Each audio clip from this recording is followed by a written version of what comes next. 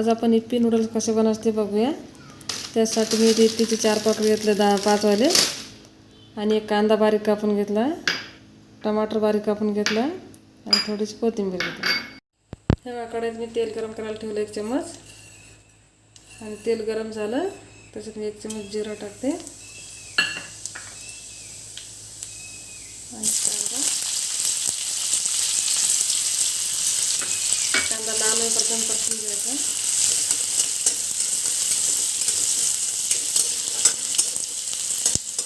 आपला मसाला सगळा वाटीत काढून घ्यायचा आहे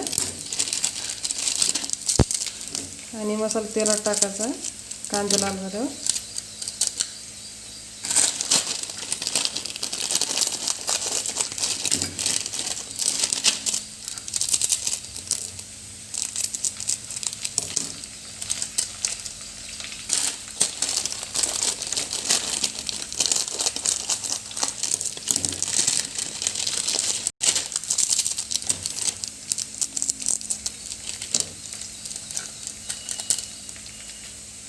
बघा, कांदा लाल झाला, आता आपण मसाला टाकून घ्यायचा,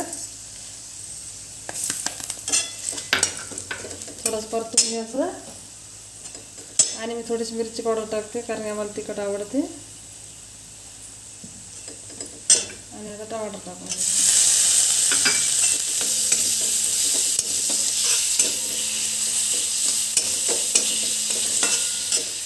1 ग्लास पाणी टाकायचं।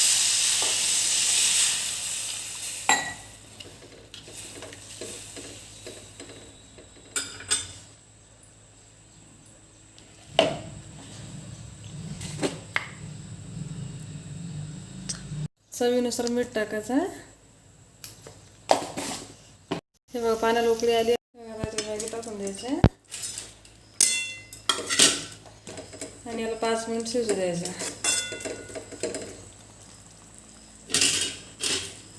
5 मिनिट झाले आणि इप्पी पण बनवून तयार आहे। आता आपण थोडीशी कोथिंबीर टाकून घ्यायची।